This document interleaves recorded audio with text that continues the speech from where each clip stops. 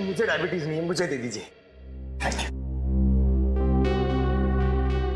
अब क्या कहना आपको मिस्टर राहुल? सर ये लोग पूरी तैयारी कर कर आए हैं। ठीक है, एक पल के लिए हम आपकी बात मान लेते हैं, लेकिन ये आपकी पत्नी है या नहीं, इसका जवाब तो इस घर में ही मिलेगा।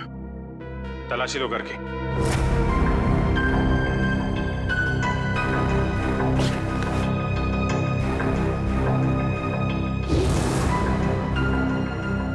एक काम कीजिए, आप लोग अपने माता पिता को यहाँ बुलाइए, अभी पता चल जाएगा। सर, मेरे माँ बाप तो दुनिया में नहीं रहे। सर, मेरे भी नहीं है।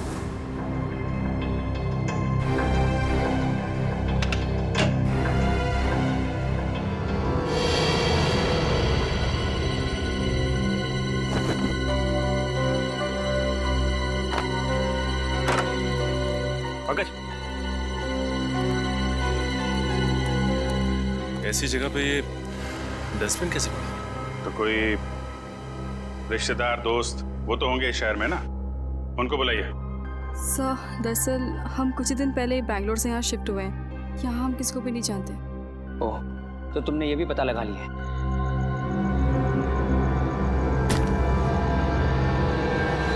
सर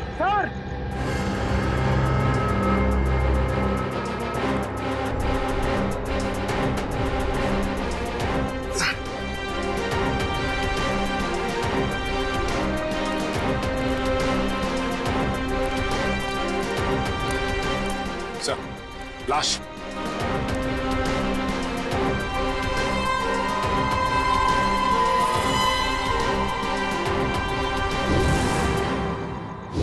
सर ये लाश मेरे घर में? ये कौन सा खेल खेल रहे हो तुम राहुल? पहले पति पत्नी का झगड़ा सुलझाने के लिए यहाँ बुलाया, फिर तुम्हारे घर से एक लाश निकली है। किसकी लाश है ये? सर मुझे कुछ नहीं पता सर। सर मैं इसे जानता भी नहीं। सर, मैं भी इसे नहीं जानती। तुम जानते हो? नहीं साहब, मैं नहीं जानता उसको। सर, ये देखिए सर, यहाँ इसके सीने पे गोली मारी और इसके गले पे खरोच का निशान भी है। हाँ तो बिल्कुल ताजे हैं, लगता है कुछ घंटों पहले इसे मारा गया है। कोई आईडी वगैरह मिली? एक मिनट।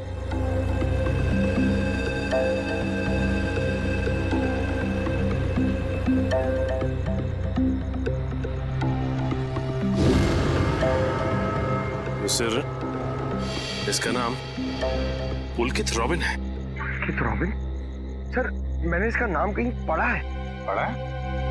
कहाँ पढ़ा है? अरे सर ये तो एक बहुत ही मशहूर टीवी सीरियल राइटर है सर, सास बहू का सीरियल। मैं देखता हूँ सर। एक टीवी सीरियल राइटर की लाश मेरे घर में? पंकज, मोबाइल पे देखो, इंटरनेट पे इस पुलकित रॉबिन की फोटो निकालो, देखो कहीं ये वही आदमी तो नहीं।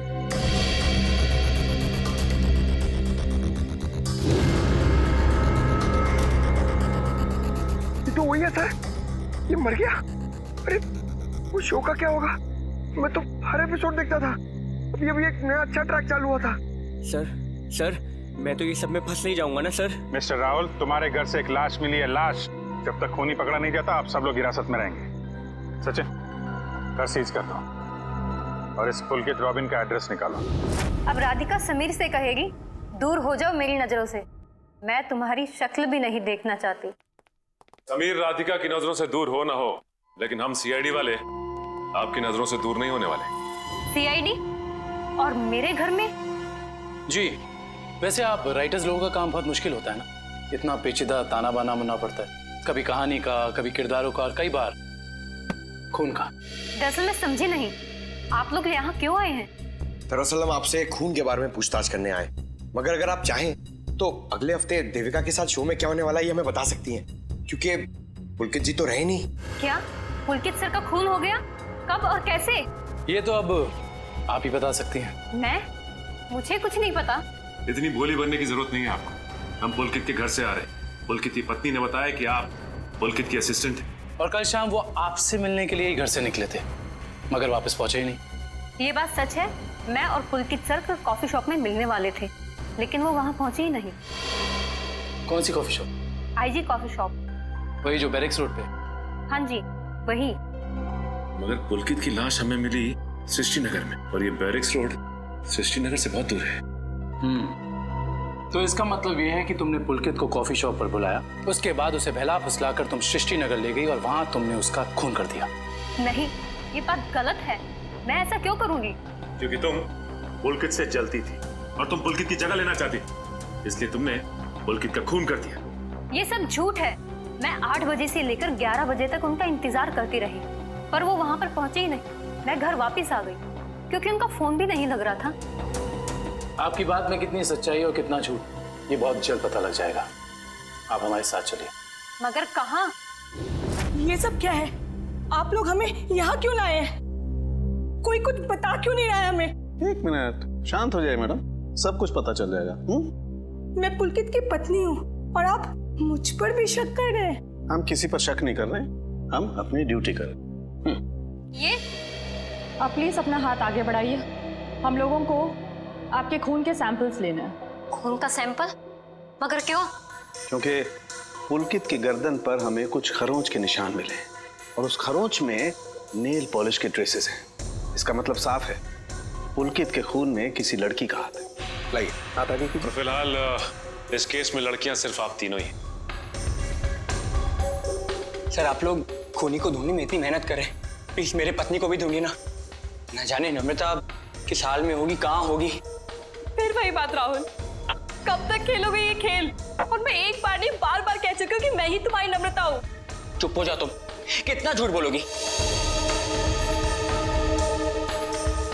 क्या चाहिए तुम्हें? पैसे चाहिए ना? कितने पैसे चाहिए तुम्हें मेरे घर और मेरी जिंदगी से जाने के लिए? क्या? मैं और पैसे? कैसी बात कर रहे हो तुम राहुल? मिस्टर राहुल, आपके पास आपकी पत्नी का फोटो नहीं है, चेहरा तो याद है, कम से कम उनका स्केच तो बनवा सकते हैं। जी सर, जरूर। ये बाल आगे से, हाँ यहाँ से थोड़े और लंबे। सर, हमारे क्रिमिनल डेटाबेस में इस बावर्ची का कोई रिकॉर्ड नहीं है। देखा साहब, मैं बोल रहा था ना साहब, मैं एकदम निर्दोष है साहब, मुझे जाने दो ना साहब। ठीक है, तुम जा सकते हो, मगर याद रहे तुम शहर से बाहर नहीं जाओगे और जब भी बुलाया जाए ब्यूरो आ जाना। ठीक है। पता नहीं किसका स्केच बनवा रहे हैं, मैं तो यहाँ बैठी हूँ। Sir. Okay, thank you Paresh. तो राहुल, स्केच ठीक बना? हाँ सर बिल्कुल, यही है मेरी पत्नी नम्रता। और मैं कौन हूँ? इसकी सौतन? पता नहीं सर किस लड़की का चेहरा है ये, किसका चेहरा बनवाया इन्होंने, मुझे तो समझ में नहीं आ रहा। किसकी नजर लगी है हमारी हंसती खेलती जिंदगी को? सर इसके आंसू पे मत जाइए, ये मगरमच्छ के आंसू है।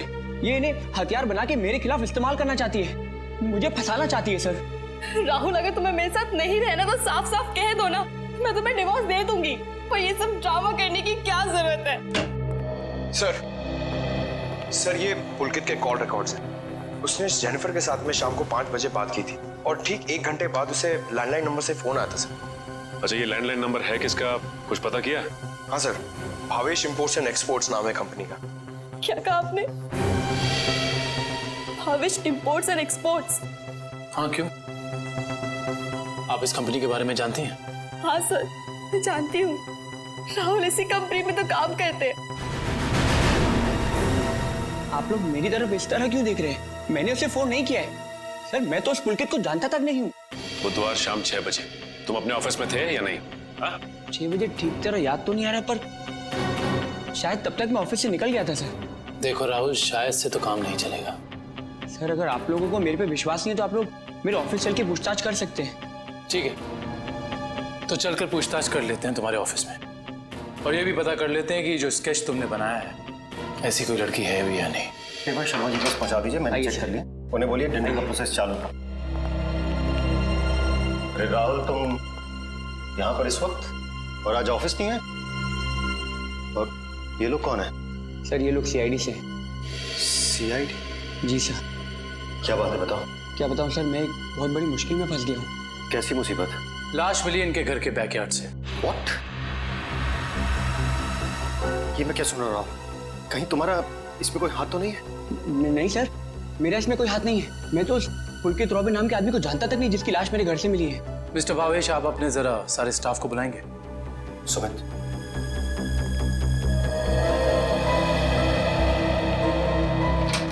सुनो, सबको बॉस अंदर बुला रहे हैं।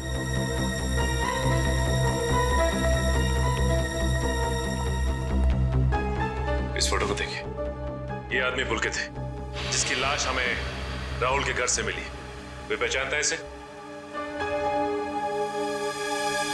जरा ध्यान से देखिए, टीवी सीरियल लिखते थे ये। आप इसे पहचानते हैं या इनसे जुड़े किसी आदमी को जिनका इनके साथ संबंध हो? ऐसा तो हो नहीं सकता कि आप में से कोई भी इन्हें नहीं जानता, क्योंकि आपके ऑफिस के लैंडलाइन से फोन किया गया था शाम को 6 बजे बुधवार। What? तो शायद राहुल ने किया होगा। मैं क्यों फोन करूंगा सर? मैं तो उसे जानता भी नहीं। और ऐसा भी तो हो सकता है कि इसी ऑफिस से किसी और ने फोन किया हो। और तो और सर, मैं तो जिस घर में रहता हूँ, घर भी मुझे ऑफिस की तरफ से मिला है। Interesting, very interesting. आप में से किसी को याद है कि बुधवार को राहुल कितने बजे तक ऑफिस में था? हाँ सर, 5:30 बजे तक। 5:30 बजे। और पुलकित को फोन किया गया 6 बजे। हरीश जी, बहुत बहुत शुक्रिया हमारी दुविधा दूर करने के लिए। Thank you. हरीश, क्या तुम मेरा एक काम और करोगे? हाँ बोलो। तुम्हें याद है तुम वो इम्पोर्टेंट पेपर्स लेकर मेरे घर आए थे? हाँ याद है। तब तुम मेरे पत्नी नम्रता को मिले थे ना? हाँ राहुल, लेकिन उस बात का इस खून से क्या लेना देना है? लेना देना है, क्योंकि एक अनजान औरत मेरे घर में घुस आई है और मेरे पत्नी होने का नाटक कर रही है। क्या तुम प्लीज उसे चल के मेरे लिए पहचान सकते हो?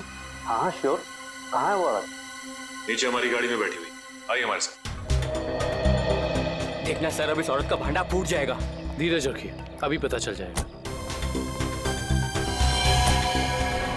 अरे हरीश जी, कैसे हैं आप?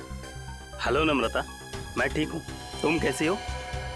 क्या बताओ, पता नहीं राहुल को क्या हो गया है। हरीश, ये तुम क्या कह रहे हो यार? ये मेरी पत्नी नम्रता नहीं है। व्हाट? ये कैसी बात कर रहे हो राहुल? यही तो नम्रता है, तुम्हारी पत्नी, जिससे तुमने मुझे मिलवाया था। अब क्या कहना है मिस्टर राहुल आपका? है कोई जवाब आपके पास? हरीश, लगता है तुम्हारी आंखों का नंबर बढ़ गया है। जाके अपनी आंखें टेस्ट करवाओ। तुम एक ही बार मिलो, इसलिए शायद इसे पहचान नहीं पा रहे हो।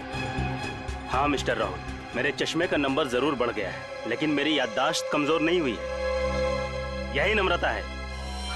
यकीन नहीं होता, यकीन नहीं होता, ये सब में तुम भी शामिल हो। सर, मैं कह रहा हूँ, पुलकित के खून में ना इसी का हाथ है। अरे ये कैसी बात कर रहे हो राहुल? तुम्हारा दिमाग खराब हो गया? सर, ये झूठ बोल रहा है। मैं ठीक कह रहा हूँ सर। राहुल, ठीक और गलत का फैसला हम लोग करेंगे, आप नहीं। सर, मैं आपको कुछ बताना चाहती हूँ। सर, कुछ साल पहले राहुल को एक मानसिक बीमारी थी और शायद उन्हें वो बीमारी वापस हो गई है। क्या? इतनी बड़ी बात तुमने हमसे छुपाई क्यों? ये भी पता कर आई हो तुम? सर, ये सच है कि मुझे बीमारी थी, पर अब मैं बिल्कुल ठीक हूँ। अब चाहे तो बैंगलोर में मेरे साइकियाट्रिस्ट से बात कर सकते हैं। हाँ सर, मैं भी वही कह रही हूँ।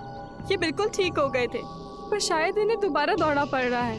ये मुझे पहचानने से इनकार कर रहे हैं। सर, शायद इन्होंने ही पुलकित को मारा होगा।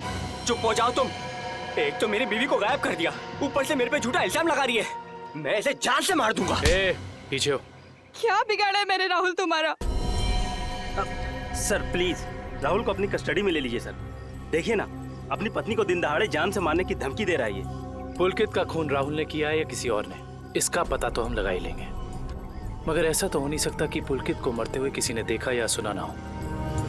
उस मोहल्ले के लोगों से पूछताछ करनी होगी। सर, आसपास के सभी घरों में हमने पूछताछ कर ली है, बस ये एक आखिरी घर बाकी है। चलो यहाँ भी पूछ के देखते हैं। संभल के।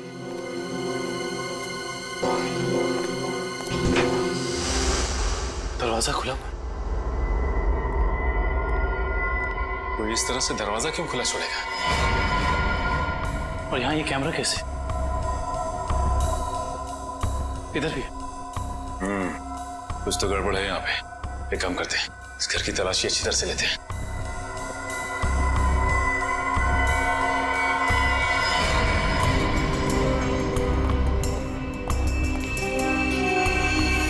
सर जल्दी आइए। ये देखिए, एक और कैमरा, 2 कंप्यूटर स्क्रीन, स्पीकर्स और हेडफोन्स। 2 कंप्यूटर स्क्रीन एक साथ बाहर, और यहाँ कैमरास भी लगे। कहीं यहाँ वीडियो एडिटिंग तो नहीं चल रही? इसे ऑन करो।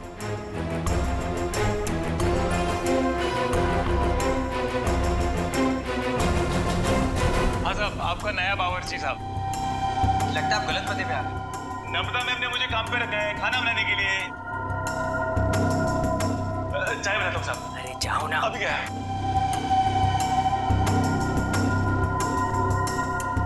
सॉरी डार्लिंग, आने में देर हो गई। वो मॉल में ना सेल लगी थी तो कुछ ज्यादा ही शॉपिंग करनी।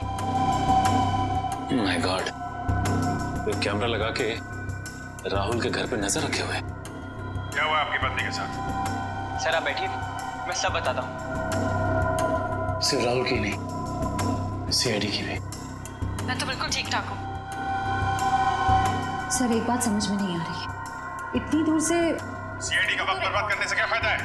मगर ये आवाज इतनी क्लियर कैसे आ रही है? मैं भी आया। सर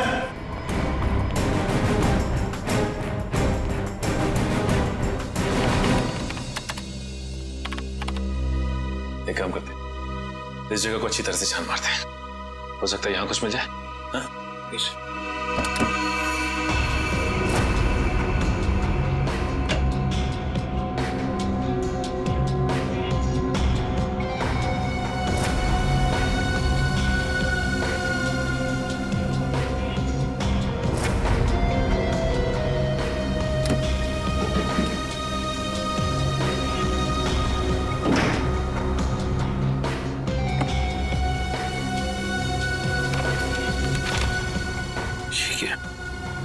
क्या हुआ सर? ये देखो, जमीन के पेपर्स। ये घर किसी गिरधारी के नाम पे है।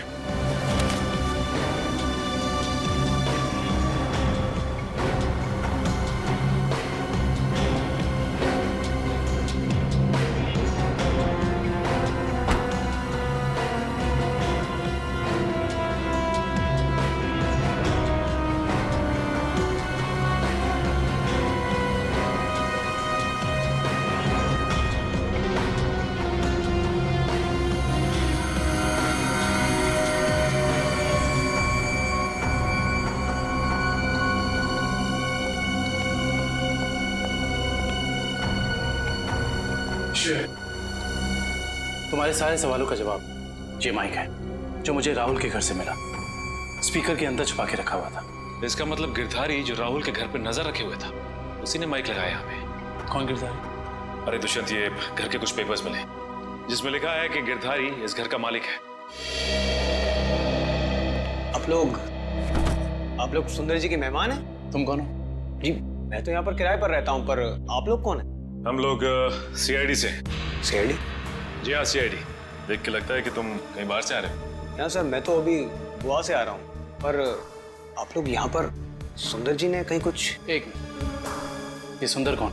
सर जब मैं यहाँ से जा रहा था तो मैंने ये घर सुंदर नाम के एक अंकल को किराए पर दिया था। क्या बात, तुम खुद यहाँ पे किराए पे रहते हो और ये घर तुमने किसी को किराए पे दे दिया? सर मैंने सोचा कि गोवा जाने का खर्चा निकल आएगा सर, इसलिए।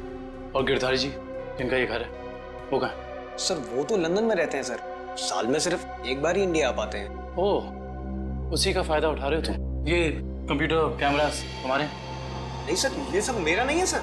झूठ बोल रहे हो तुम राहुल के घर पे नजर रखे हुए थे, जासूसी कर रहे थे उस पे। जासूसी?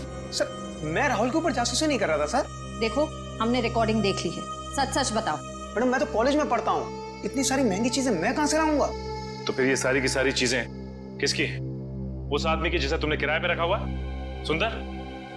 सर हो सकता है सर। नंबर दो सुंदर का। सर पिछले हफ्ते गोवा में मेरा मोबाइल चोरी हो गया था तो तुम्हारे सारे नंबर्स चले गए? जी। बहुत अच्छा बहाना है।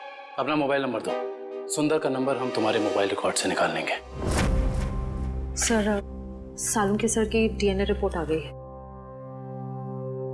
पुलकित के खरोचों में जो नेल पॉलिश के अंश मिले थे वो ना ही नम्रता के थे, ना ही संजना के और ना ही जेनिफर के। मतलब इस केस में कोई और औरत भी शामिल है?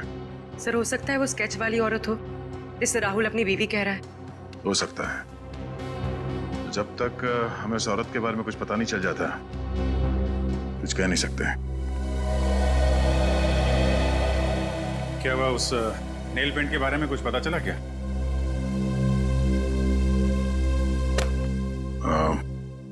पूरी मुझे कुछ काम है, मैं बाद में आता हूँ।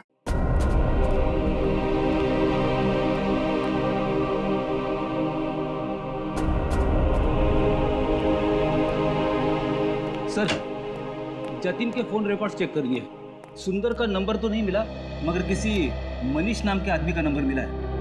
करता क्या है मनीष? सर कैमरास और रीडिंग मशीन किराए पे देता है। मनीष, इस मनीष से मिलना पड़ेगा। सर यही है वो सुंदर अंकल जिन्हें मैंने अपना घर किराए पे दिया। कौन सुंदर? मैं मनीष हूँ। गलत बात है मनीष जी, आप इतने महंगे कैमरा इक्विपमेंट्स ऐसे ही खुले घर में छोड़ा है। इन्हें तो अरेस्ट करना होगा। बिल्कुल।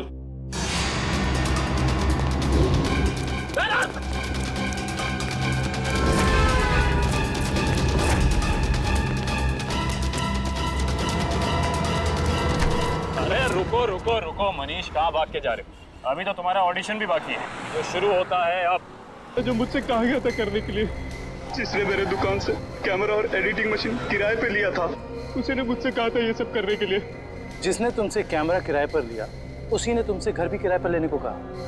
जी सर, उसी ने मुझसे कहा था कि कैमरा इस तरह से फिट करूं कि सामने वाले घर का सारा नजारा दिखना चाहिए। अब तो मिलना पड़ेगा इस इंसान से। है कौन ये जनाब? जी कहिए। जी हम लोग सीआईडी से। सीआईडी? आइए। भावेश का कुछ पता चला क्या? भावेश का पता चला मतलब? हम लोग तो भावेश से ही मिलने आए। लेकिन वो तो कल से घर नहीं आए, उनका फोन भी नहीं लग रहा है। क्या? कल से घर नहीं आए? आपने पुलिस में रिपोर्ट लिखवाई? मैंने रिपोर्ट लिखवाई थी, लेकिन उन्हें भी कुछ पता नहीं चल पा रहा है। सर लगता है उन्हें पता चल गया होगा कि हम आने वाले हैं, इसलिए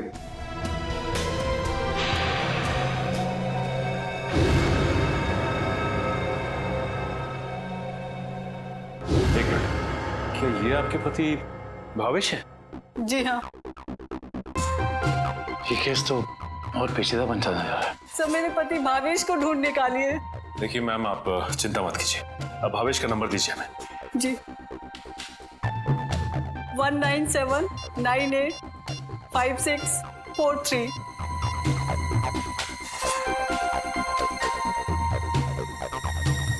भावेश का फोन तो ऑफ आ रहा है। पंकज, भावेश के फोन के IMEI नंबर से पता करो कि उसका मोबाइल इस वक्त कहाँ है।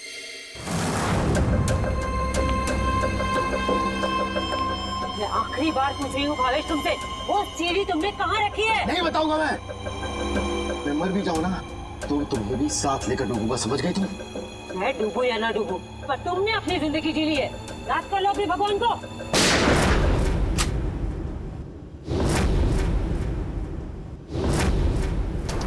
बस मुन्नी दुरेली, बहुत मचा रही आतंक।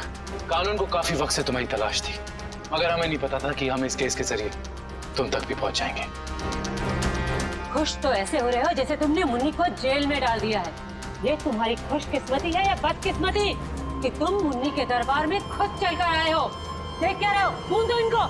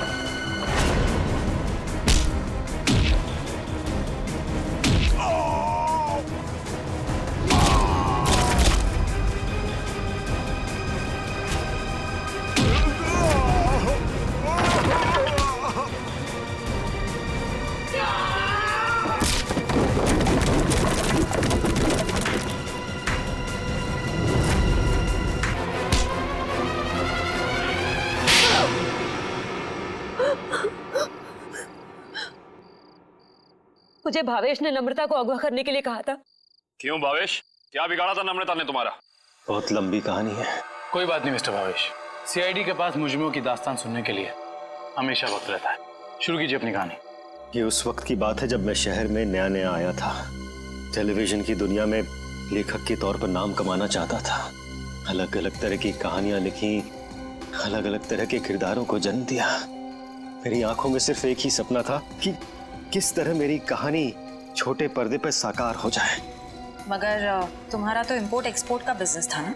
क्योंकि मेरे साथ कुछ ऐसा हुआ जिसने मुझे मजबूर कर दिया अपने सपनों को कुचलने के लिए। जिसके साथ मैं किराए के घर में रहता था, जिसे मैं अपना दोस्त समझता था, उसने मुझे धोखा दिया। उसने मेरी कहानी चुराई और एक चैनल में बेच दी और रातों रात अमीर बन गया। हर तरफ उसी के चर्चे, उसी की बातें। मैं ये सदमा बर्दाश्त नहीं कर पाया और फिर मैंने अपने करियर को नई दिशा दी और भावेश इंपोर्ट एक्सपोर्ट का बिजनेस शुरू कर दिया। मगर इस सब का मेरी किडनैपिंग से क्या लेना देना है? ये बात सच है कि मैंने अपनी लाइन बदल दी थी, लेकिन ये भी सच है कि मेरे अंदर एक राइटर छुपा हुआ है।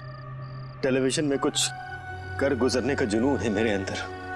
मैंने वापस कलम उठाई और एक अनोखे रियलिटी शो का कॉन्सेप्ट लिख डाला, जिसमें पति पत्नी में से किसी एक की जगह एक अजनबी अगर उनके घर आ जाए तो फिर उस पार्टनर की क्या प्रतिक्रिया होगी।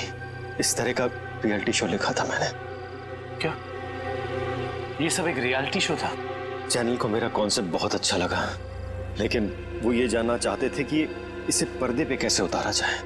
तो मैंने एक पायलट एपिसोड बनाने के बारे में सोचा और एक्सपेरिमेंट के तौर पर मैंने अपनी कंपनी में आए हुए नए एम्प्लॉय राहुल को शामिल किया। वाह, कमाल है। अगर तुम एक रियलिटी शो ही बनाना चाहते थे तो एक जायज ढंग से भी बना सकते थे। फिर कानून को अपने हाथ में लेने की क्या जरूरत थी तुम्हें? मैंने कोशिश तो की थी जायज तरीके से करने की, लेकिन किसी ने मेरी मदद नहीं की। तो मैंने सोचा कि क्यों ना कुछ दिनों के लिए नम्रता को अगवा कर लिया जाए और फिर मैं अपने 2 कलाकारों बावर्ची और नकली नम्रता को उसके घर भेज दूंगा और काम होने के बाद असली अमृता को फिर उसके घर भेज देता। और इसमें वो टीवी राइटर पुलकित रॉबिन, वो कहां से आ गया? पुलकित रॉबिन ही वो शख्स है जिसने मेरे आइडियाज, मेरी कहानी चुराई और मशहूर हो गया। उसे पता चल गया था कि मैं चैनल में कुछ बड़ा रियलिटी शो का आइडिया लेकर जाने वाला हूं। बस उसी की जासूसी करने के लिए यहाँ पर आया हूँ। आज तो पता लगाना ही पड़ेगा कि भावेश कौन सा बड़ा कंसेप्ट चैनल वाले को बेचने वाला है।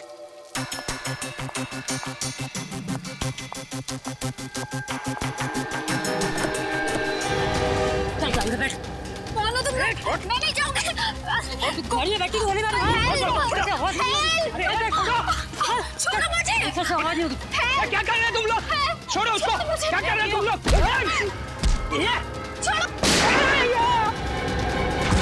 बेवजह मारा गया। अब तू भी यही चाहती है? बैठ। छोड़ दो मुझे। मैं इसको लेकर जाती हूँ, तुम इसको ठिकाने लगाओ।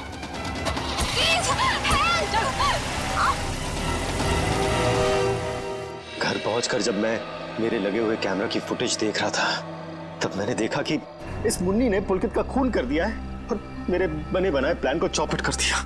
मैं उसे मारना नहीं चाहती थी, वो खुद बीच में आ गया था। और जब आप लोग मेरे ऑफिस आए, तब आप लोगों को देखते ही मैं समझ गया कि अब सीआईडी से बचना नामुमकिन है।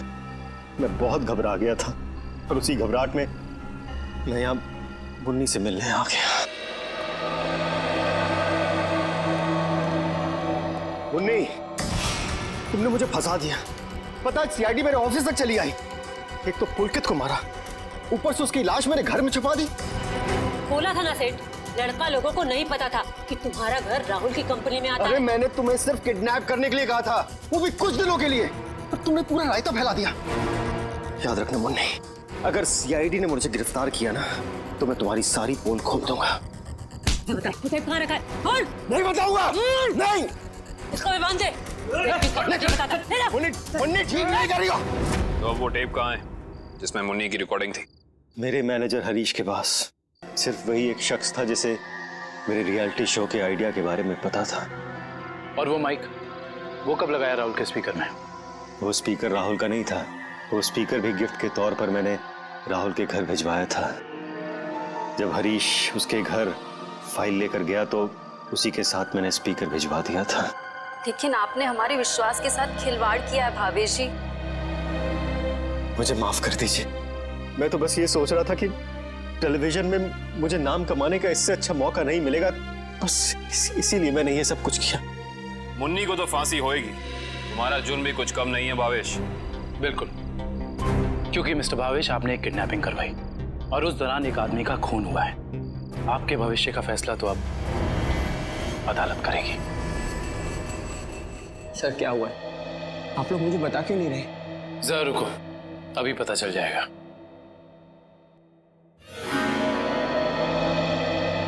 राहुल। राहुल। नम्रता, तुम ठीक तो हो? तुम ठीक हो ना? हाँ, मैं ठीक हूँ। थैंक गॉड तुम आ गई। थैंक गॉड तुम वापस आ गई। मुझे तो लगा था मैंने तुम्हें हमेशा हमेशा के लिए खो दिया है। हाँ, मुझे भी ऐसे ही लगा था। मुझे तो उम्मीद भी नहीं थी कि मैं कभी तुम्हारे पास जिंदा लौट कर भी आऊंगी। वो तो अच्छा हुआ कि सही वक्त पर सीआईडी वाले आ गए, जिन्होंने हमें फिर से मिला दिया। तुम दोनों मुझे माफ कर देना। मुझे नहीं पता था कि मेरी एक्टिंग चीजों को इतनी गलत दिशा में ले जाएगी। एक्टिंग? मैडम, माना कि भावेश जी ने आपको वहाँ एक एक्टिंग असाइनमेंट के लिए भेजा था, मगर लाश देखने के बाद और सीआईडी की कस्टडी में होने के बावजूद आपने हमें सच क्यों नहीं बताया? क्योंकि सर, उन्होंने मुझसे कहा था कि कितनी भी टेढ़ी स्थिति क्यों ना आ जाए, मैं अपना काम करना ना छोड़ूं, एक्टिंग ना छोड़ूं। इसलिए मुझे लगा कि वो नाश भी लगती है और सीआईडी भी सब बस रियलिटी शो का हिस्सा है। वाह, और आप अपनी एक्टिंग के चौके छक्के की बारिश करते रही। मुझे माफ कर दीजिएगा सर। और आपको तो पता है ना कि एक नए एक्टर के लिए टीवी और फिल्मों की दुनिया में पाँव जमाना कितना मुश्किल है। इसलिए मैं कोई गलती करना नहीं चाहती थी, इसलिए मैं एक्टिंग करती रही।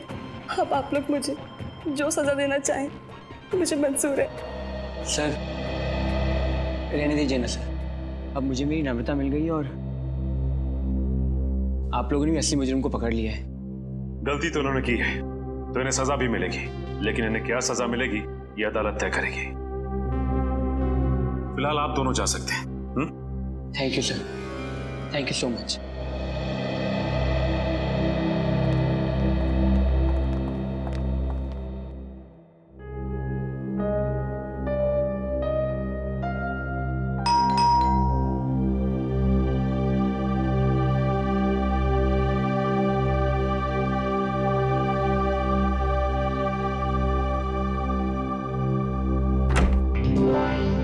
तारिका, आओ। अच्छा हुआ तुम आ गई। सब ठीक है ना अभिजीत? नहीं, इस वक्त बुलाया इसलिए पूछ रही थी। नहीं, वो एक्चुअली मुझे तुमसे कुछ जरूरी बात करनी थी। कितने परेशान लग रहे हो, क्या बात है? एक्चुअली समझ नहीं पा रहा हूँ मैं तुमसे कैसे बताऊं। मैं समझ गई, दया के बारे में ना? मैं जानता हूँ ये सुनकर तुम्हें बहुत धक्का लगेगा, और इससे पहले मेरी हिम्मत जवाब दे जाए, मैं तारिका, जब एसीपी साहब यहाँ वापस आएंगे तो मैं उनसे कहने वाला हूँ वो मेरा ट्रांसफर कर दें। क्या? ट्रांसफर? आई एम सॉरी तारिका, मैं और बर्दाश्त नहीं कर सकता। मेरे और दया के बीच में जो कुछ चल रहा है, मैं अभिजीत, लेकिन दया तो तुम्हारा दोस्त है ना? हाँ, लेकिन अब दोस्ती रही कहाँ? ऐसे क्या, दोस्तों के बीच में तो ऐसा होता रहता है, ऐसी छोटी मोटी गलतफहमी, ऐसे झगड़े। इसका मतलब ये थोड़ी कि एक दोस्त ऐसे मुंह मोड़ के निकल जाए। तारिका, मैं जान दे सकता हूं मैं उसके लिए, वो बात नहीं है, लेकिन ये सब मैंने सपने में भी नहीं सोचा था कि हमारी दोस्ती इस मुकाम तक पहुंच जाएगी। मैंने फैसला कर लिया है, मैं यहां से चला जाऊंगा। बात तो सुनो मेरी तुम। क्यों? अभी कुछ बचा है कहने के लिए? मैं जानता हूं तुम मुझसे नाराज हो क्योंकि मैंने तुमसे झूठ बोला है, मगर जानते हो क्यों? क्योंकि उस दिन मैंने तुम्हारे चेहरे पे खुशी देखी थी, और उस चेहरे पे मैं दर्द नहीं देख सकता था दया, सिर्फ इसलिए इसलिए मैंने तुमसे झूठ बोला था। तुम मेरे चेहरे पे दर्द नहीं देखना चाहते थे ना, लेकिन तुमने खुशी क्यों छीन ली मेरी? हाँ? तुम जानते थे कि श्रेया से मैं अपने दिल की बात नहीं कह सकता था, मुझ में इतनी हिम्मत नहीं थी, इसलिए मैंने वो सारी बातें उस चिट्ठी में लिख दी और सोचा कि मेरा सबसे अच्छा दोस्त वो चिट्ठी श्रेया तक पहुंचाएगा।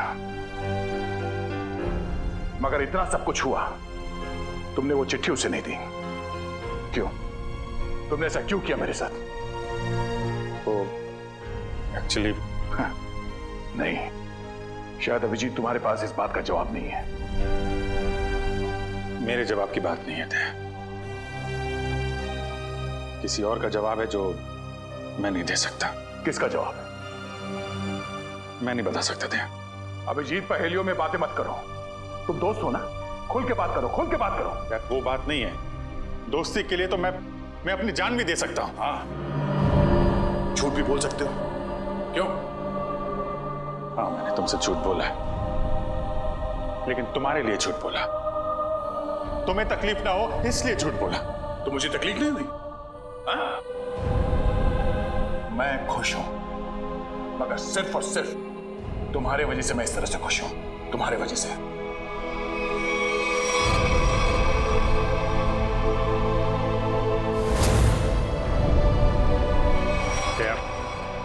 एक मिनट यार, प्लीज, ये श्रेया का गुस्सा मुझ पे मत उतारो यार। मैं गुस्सा श्रेया पे नहीं, मुझे गुस्सा तुम पे आ रहा है। क्यों? कसूर क्या है मेरा? यही कि मैं तुम्हें खुश देखना चाहता हूं। अरे यार, सिद्धार्थ वाली बात तुमसे किसने बताई? श्रेया के घर कौन लेके गया था तुम्हें? अरे तुम और श्रेया एक साथ होते तो दुनिया में सबसे ज्यादा खुश मैं होता यार, मैं। मगर श्रेया और मैं एक साथ तो नहीं है ना? हाँ? और मैं खुश भी नहीं हूं। यार अब इन बातों में कुछ रखा नहीं है, भूल जाओ। ठीक है, मैं भूलने के लिए तैयार हूं, मगर मेरे दिल की तसल्ली के लिए एक बार मुझे बता दो, तुमने वो चिट्ठी श्रेया को क्यों नहीं दी? नहीं, वो उसका जवाब मैं अभी नहीं दे सकता दया यार, मुझसे मत पूछो। क्यों ना पूछूं? इस एक सवाल का सीधा असर मेरी आने वाली जिंदगी भी पड़ता है और हमारी दोस्ती पे भी।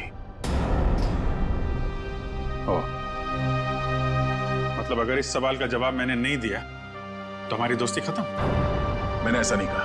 अरे रहने दो यार, अगर हमारी दोस्ती इतनी सस्ती है कि एक छोटे से आंधी के झोंके से उसकी नींव डगमगा जाए, तो मुझे भी ऐसी दोस्ती में कोई दिलचस्पी नहीं है।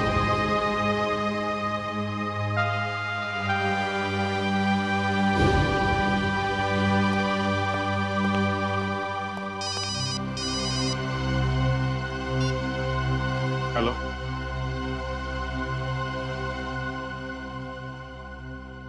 जी हाँ, सीआईडी ब्यूरो। जान खतरे में? एक मिनट, कहां से बोल रहे हैं आप?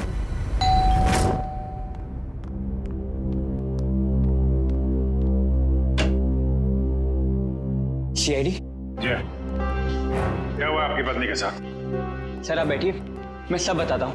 तुम तो कह रहे थे कि तुम्हारी पत्नी मुसीबत में। ये गलत कह रहे हैं, मैं बिल्कुल ठीक ठाक हूँ सर। तुम्हारी हिम्मत कैसे हुई मेरी पत्नी के कपड़े पहनने की? पता नहीं सर इनको क्या हो गया है, बिल्कुल बहकी बहकी सी बातें कर रहे हैं। मिस्टर राहुल, क्या मजाक है ये? अगर आपकी पत्नी ठीक ठाक है तो सीआईडी का वक्त बर्बाद करने से क्या फायदा? सर मैं सीआईडी का वक्त बर्बाद नहीं कर रहा हूँ सर, नम्रता सच में बहुत बड़ी मुसीबत में है। दरअसल कुछ घंटे पहले लगता आ गई।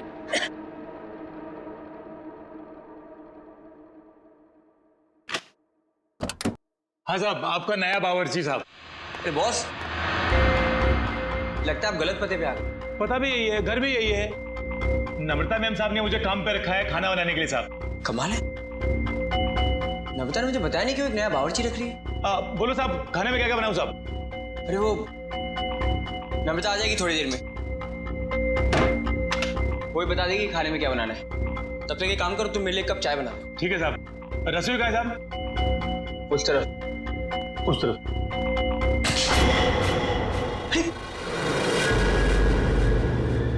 ये चाकू?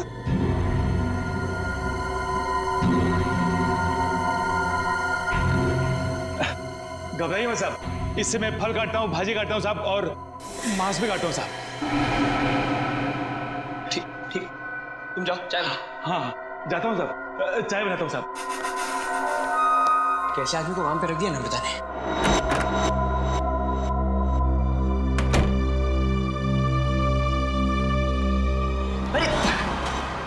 क्या साहब, डर गए क्या? ऐसे अचानक सामने आ गए तो कोई भी डरेगा ही ना।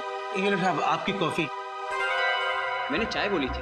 क्या साहब, आपने कॉफी तो मंगाया था साहब, वही लाया हूँ साहब। अरे यार मैंने चाय बोली थी। अरे कैसे बदतमीजी से बात करो तुम। अरे एक तो गलती कर रहे हो, ऊपर से बदतमीजी से बात कर रहे हो मेरे साथ। कैसा आदमी रख दिया है। सॉरी डार्लिंग, आने में थोड़ी देरी हो गई। तो मॉल में ना अच्छी सी सेल लगी है तो कुछ ज्यादा ही शॉपिंग कर ली। एक्सक्यूज मी, कौन है आप? और यूं घर में कैसे घुसे चली आ रही है? अच्छा जी, मैंने कुछ ज्यादा खर्चा कर दिया तो इसलिए तुम अपनी पत्नी से ऐसे बात करोगे? पत्नी? कौन हो तुम? और नम्रता कहाँ है? तुम्हारे सामने। अच्छा, अब समझ में आया। मेरी पत्नी ने ही कहा है ना तुम्हें मेरे साथ मजाक करने के लिए, है ना? राहुल, तुम्हें क्या हो गया? क्यों बहकी बहकी बातें कर रहे हो? बहुत हो गया ये बकवास। हाँ कहाँ है नम्रता? मैं अभी नम्रता को फोन करता हूँ।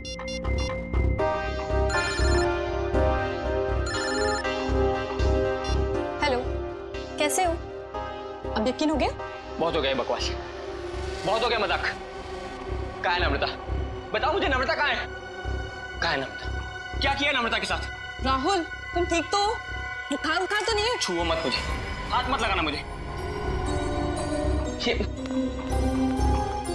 तुम्हें नम्रता ने काम पे रखा था ना? हाँ साहब। कब रखा था? कल। यहाँ और बताओ, क्या यही नम्रता है? हाँ साहब, यही तो है नम्रता मैम साहब। देखो यार, वो कुछ छोटी मोटी चाय कॉफी की बहस करे, तुम झूठ मत बोलो। कौन है ये? नहीं साहब, मैं सच बोल रहा हूँ, यही है नम्रता मैम साहब।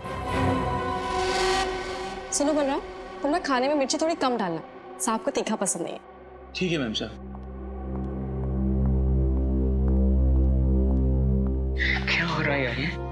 कुछ तो करना पड़ेगा। क्या करूं? शेडी को फोन करता हूँ। सर, तो बहुत अच्छा होगा कि फ्रेडी सर साथ में नहीं है, वरना असली और नकली पत्नी के चक्कर में वो खुद चक्कर खा जाते।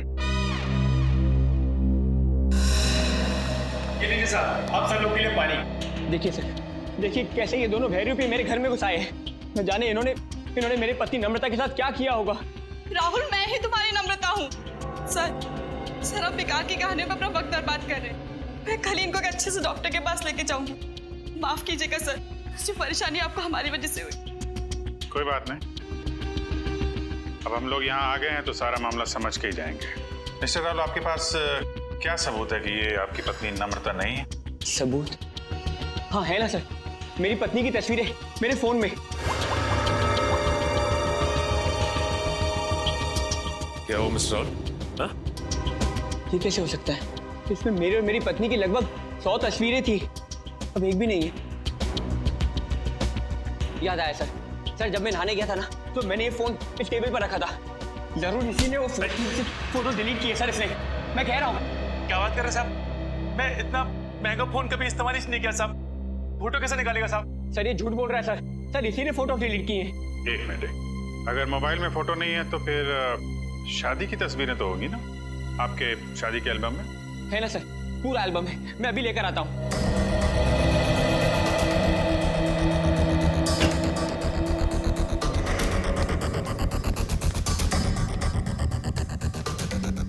सर ये लीजिए सर, हमारी शादी का एल्बम। अब हो जाएगा दूध का दूध और पानी का पानी।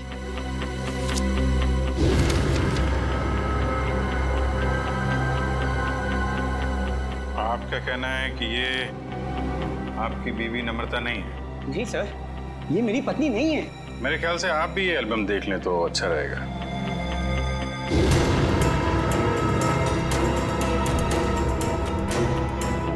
ये कैसे हो सकता है सर? ये कोई बहुत बड़ी साजिश है, ये कोई साजिश है मेरे खिलाफ। जरूर इसमें मेरी पत्नी भी शामिल है, उसी ने भेजा होगा इन दोनों को। मिस्टर राहुल, कभी आप कहते हैं कि आपकी पत्नी खतरे में है, कभी आप कहते हैं कि वो आपके खिलाफ साजिश रच रही है। कहना क्या चाहते हैं आप? सर मुझे कोई खतरा नहीं है और ये कोई साजिश नहीं है। मैंने आपसे कहा ना, इनकी तबीयत खराब है। तुम चुप रहो, मुंह बंद रखो अपना। एक मिनट, आप नम्रता हैं, आपके पास कोई आईडी वगैरह है? जी हाँ सर, पासपोर्ट है, पैन कार्ड है, आपको जो चाहिए मैं दिखा सकती हूँ। प्लीज। एक मिनट।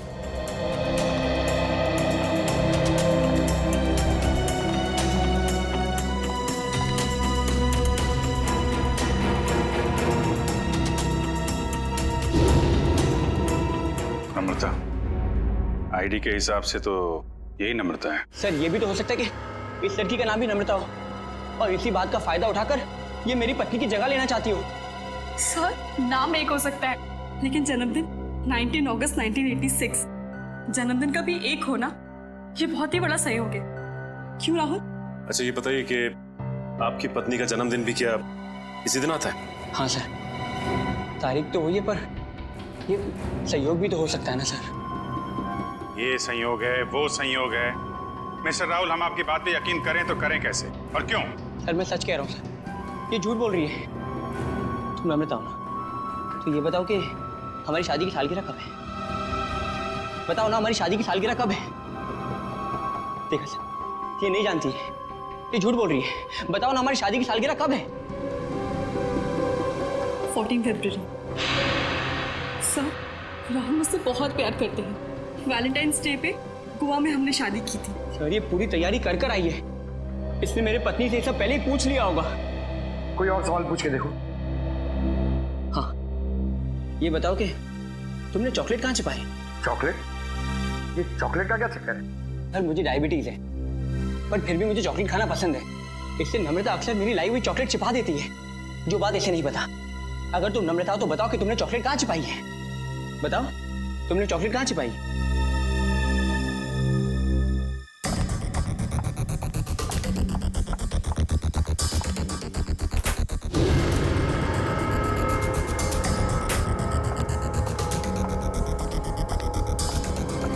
ये रही चॉकलेट, मैं तुम्हें खाने नहीं दूंगी, डायबिटीज है तुम्हें।